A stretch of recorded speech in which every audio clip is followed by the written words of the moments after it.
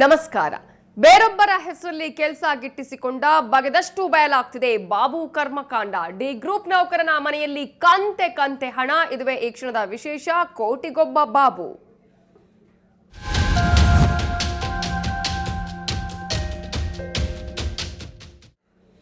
ACB ಅಧಿಕಾರಿಗಳು ಮಂಗಳವಾರ ಬಿಬಿಎಂಪಿಯಲ್ಲಿ D group ಗುತ್ತಿಗೆದಾರನ ಮನೆಯ ಮೇಲೆ ರೇಡ್ ಮಾಡಿದ್ರು. ಭ್ರಷ್ಟಾಚಾರದ ದೂರುಗಳ ಹಿನ್ನೆಲೆಯಲ್ಲಿ ಈ ದಾಳಿ ನಡೆದಿತ್ತು. ಒಂದು ಸಾಮಾನ್ಯ ದಾಳಿ ಅಂದುಕೊಂಡು ದಾಳಿ ಮಾಡಿದ ಅಧಿಕಾರಿಗಳು ಒಂದು ಕ್ಷಣ ದಂಗಾಗಿ ಹೋಗಿದ್ರು. ಯಾಕಂದ್ರೆ ಅಲ್ಲಿ ಸಿಕ್ಕಿದ್ದು ಕಂತೆ ಹಣ, ಕೆಜಿಗಟ್ಲೆ ಚಿನ್ನ. ಹಾಗಾದ್ರೆ ಆತ ಯಾರು, ಆತ ಇಷ್ಟೊಂದು ದುಡ್ಡು ಸಂಪಾದಿಸಿದ್ದು ಹೇಗೆ ಅನ್ನೋದ್ರ ವಿವರ ನಾವು ಹೇಳ್ತೇವೆ, ನೋಡ್ಕೊಂಬನ್ನಿ.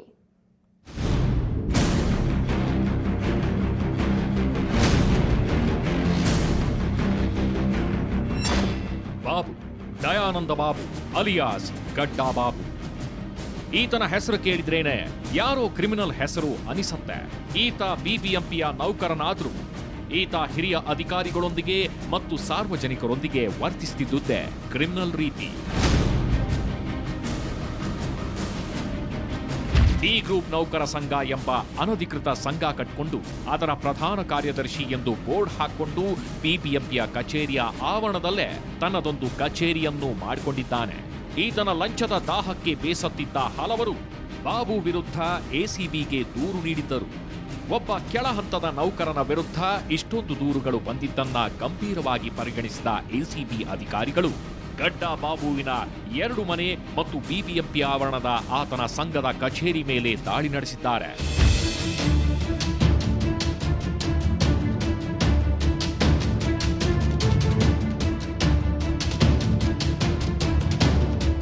ಎಸಿಬಿ ಅಧಿಕಾರಿಗಳು ನಂದಿನಿ ಲೇಔಟ್ ಮತ್ತು ಶಿವಾಜಿನಗರದ ವಿಲಿಯಮ್ಸ್ ಟೌನ್ನಲ್ಲಿರುವ ಬಾಬುವಿನ 2 ಮನೆಗಳ ಮೇಲೆ ಎಸಿಬಿ ಅಧಿಕಾರಿಗಳು ಒಮ್ಮೆಲೆ ದಾಳಿ ನಡೆಸಿದ್ರು. ಡಿವೈಎಸ್ಪಿ ಆಂಟನಿ ನೇತೃತ್ವದ ತಂಡ ವಿಲಿಯಮ್ಸ್ ನಗರದಲ್ಲಿ ಆತನ ಮನೆಯಲ್ಲಿ ಪರಿಶೀಲನೆ ನಡೆಸಿದಾಗ ಅಲ್ಲಿ ಸಿಕ್ಕಿದ್ದು ಬರೋಬ್ಬರಿ 4.5 ಕೆಜಿಯಷ್ಟು ಚಿನ್ನ ಮತ್ತು 7.5 ಲಕ್ಷ ನಗದು ಹಣ. ಜತೆಗೆ ಈತನ ಹೆಸರಲ್ಲಿ 7ಕ್ಕೂ ಹೆಚ್ಚು ವಾಣಿಜ್ಯ ಕಟ್ಟಡಗಳು, 2 ಮನೆಗಳಿರುವ ದಾಖಲೆಗಳನ್ನು ವಶಪಡಿಸಿಕೊಂಡಿದ್ದಾರೆ.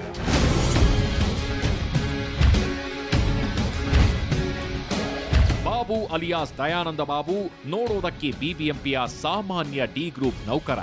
ಆದರೆ ಈತನ ಭ್ರಷ್ಟ ಸಾಮ್ರಾಜ್ಯಕ್ಕೆ ಮಾತ್ರ ಮಿತಿಯೇ ಇಲ್ಲ. ಈತನ ಮನೆಯಲ್ಲಿ ಇಷ್ಟೊಂದು ಆಭರಣ, ಹಣ ಪತ್ತೆಯಾಗಿರೋದು ಎಸಿಬಿ ಅಧಿಕಾರಿಗಳ ಆಶ್ಚರ್ಯಕ್ಕೆ ಕಾರಣವಾಗಿದ್ರೆ ಬಿಬಿಎಂಪಿಯ ನೌಕರರು ಮಾತ್ರ ಇಷ್ಟೇನಾ, ಉಳಿದಿದ್ದೆಲ್ಲಿಟ್ಟಿದ್ದಾನೋ ಎಂಬರ್ಥದಲ್ಲಿ ಮಾತಾಡ್ಕೊಳ್ತಿದ್ದಾರೆ. ದಾಳಿ ವೇಳೆ ಸಿಕ್ಕ ಹಣ, ಆಭರಣಗಳನ್ನು ಅಧಿಕಾರಿಗಳು 2 ಬ್ಯಾಗ್ಗಳಲ್ಲಿ ಕೊಂಡೊಯ್ದರು.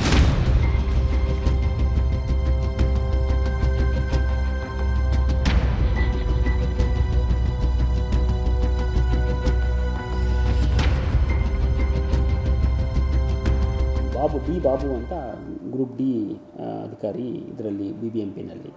ಇವರ 5 ಜನ ಅಧಿಕಾರಿಗಳು ಅವರ ಖಚಿತ ಮಾಹಿತಿ ಮೇಲೆ ನಮ್ಮ ಎಸಿಬಿ ಅಧಿಕಾರಿಗಳು ವಿವಿಧ ಕಡೆ ಇವತ್ತು ದಾಳಿಯನ್ನು ನಡೆಸಿ ಬಹಳ ಮುಖ್ಯವಾದ ಒಂದು ಡಾಕ್ಯುಮೆಂಟ್ಸು ಮತ್ತು ಬೇರೆ ವಸ್ತುಗಳನ್ನು ಸಹ ಸೀಸ್ ಮಾಡಿದ್ದಾರೆ. ಶಿವಾಜಿನಗರದ ಬಿಬಿಎಂಪಿ ಕಚೇರಿಯಲ್ಲಿ ಡಿ ಗ್ರೂಪ್ ನೌಕರನಾದ್ರೂ ಬಾಬು ಪ್ರಭಾವಿ ವ್ಯಕ್ತಿಯೇ. ಡಿ ಗ್ರೂಪ್ ನೌಕರರ ಸಂಘಕ್ಕೆ ಪ್ರಧಾನ ಕಾರ್ಯದರ್ಶಿ. ಬಿಬಿಎಂಪಿ ಕಚೇರಿ ಆವರಣದಲ್ಲಿರುವ ಆತನ ಕಚೇರಿ ಮೇಲೂ ಎಸಿಬಿ ಅಧಿಕಾರಿಗಳು ದಾಳಿ ನಡೆಸಿ ದಾಖಲೆಗಳ ಪರಿಶೀಲನೆ ನಡೆಸಿದ್ರು. ಮನೆ ಮತ್ತು ಕಚೇರಿ ಎರಡರಲ್ಲೂ ಸೇರಿ ಅಧಿಕಾರಿಗಳು 1,000ಕ್ಕೂ ಹೆಚ್ಚು ಪುಟಗಳ ದಾಖಲೆಗಳನ್ನ ವಶಪಡಿಸಿಕೊಂಡಿದ್ದಾರೆ.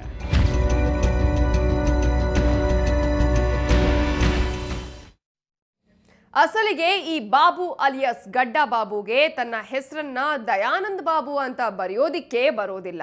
ಅಂತವನು ಬಿಬಿಎಂಪಿಯಲ್ಲಿ ಕೆಲಸ ಗಿಟ್ಟಿಸಿದ್ದು ಹೇಗೆ, ಇಷ್ಟೊಂದು ಅಕ್ರಮ ಸಂಪತ್ತಿನ ಒಡೆಯನಾಗಿದ್ದು ಹೇಗೆ ಅನ್ನೋದ್ರ ಅಸಲಿಯತ್ತು ತೋರಿಸ್ತೀವಿ, ನೋಡಿ. ಹೌದು, ಎಸಿಬಿ ಅಧಿಕಾರಿಗಳ ಕಾರ್ಯಾಚರಣೆಯಲ್ಲಿ ಡಿ ಗ್ರೂಪ್ ನೌಕರನೊಬ್ಬ ಕೋಟ್ಯಾಧಿಪತಿಯನ್ನು ಸ್ಫೋಟಕ ವಿಚಾರವನ್ನು ಬಯಲು ಮಾಡಿದೆ. ಈ ಬಾಬು ಪೂರ್ಣ ಹೆಸರು ದಯಾನಂದ ಬಾಬು. ಗಡ್ಡ ಬಿಟ್ಕೊಂಡೇಗಿರುವ ಈತನನ್ನ ಎಲ್ರೂ ಗಡ್ಡಾ ಬಾಬು ಅಂತಲೇ ಕರೀತಾರೆ. ಮೂಲತಃ ಕೇರಳದವನಾದ ಈತ ಹಲವು ವರ್ಷಗಳ ಹಿಂದೆ ಹೊಟ್ಟೆಪಾಡಿಗಾಗಿ ಬೆಂಗಳೂರಿಗೆ ಬಂದಿದ್ದ.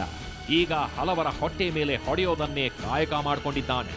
ಮೊದಲಿಗೆ ಸಿನಿಮಾ ಥಿಯೇಟರ್ಗಳಲ್ಲಿ ಬ್ಯಾಟರಿ ಹಾಕಿ ಪ್ರೇಕ್ಷಕರಿಗೆ ಸೀಟು ಹುಡುಕಿಕೊಡುವ ಕೆಲಸ ಮಾಡಿ ಜೀವನ ಪಡೆದುಕೊಳ್ಳುತ್ತಿದ್ದ. ಆದ್ರೆ ಇವತ್ತು ಆತ ಕೋಟ್ಯಾಧಿಪತಿ.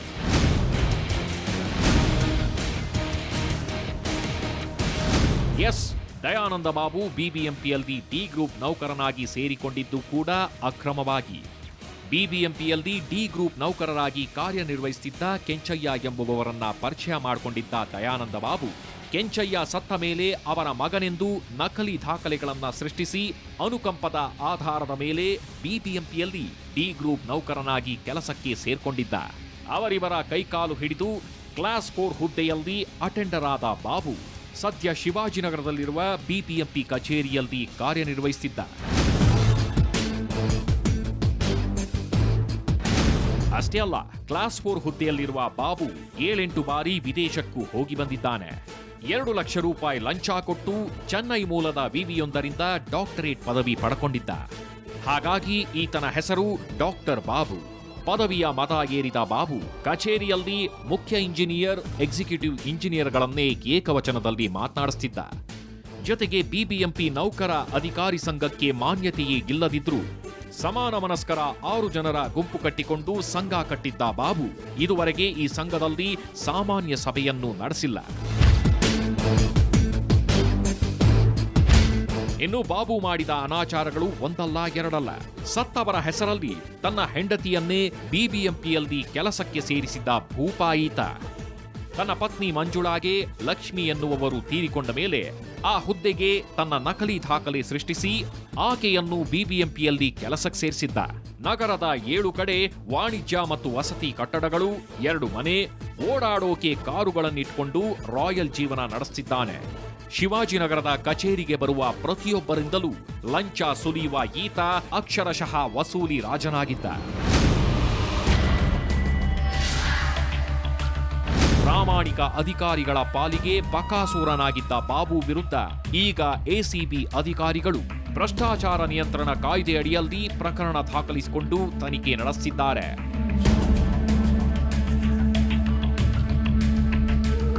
ಶಶಿಶೇಖರ್ ಮತ್ತು ಮುತ್ತಪ್ಪ ಲಮಾಣಿ, ಸುವರ್ಣ ನ್ಯೂಸ್, ಬೆಂಗಳೂರು. ಬೇರೊಬ್ಬರ ಹೆಸರಲ್ಲಿ ಕೆಲಸ ಗಿಟ್ಟಿಸಿಕೊಂಡು ಅದರಲ್ಲೂ ಕೋಟ್ಯಾಧಿಪತಿಯಾದ ಈ ಬಾಬುನ ಕರ್ಮಕಾಂಡ ಹೇಗಿತ್ತು ಅನ್ನೋದನ್ನ ನೋಡಿದ್ರಲ್ಲ. ಇದುವೇ ಹೊತ್ತಿನ ವಿಶೇಷ. ನೇರ, ದಿಟ್ಟ, ನಿರಂತರ ಸುದ್ದಿಗಾಗಿ ನೋಡ್ತಾ ಇರಿ ಸುವರ್ಣ ನ್ಯೂಸ್.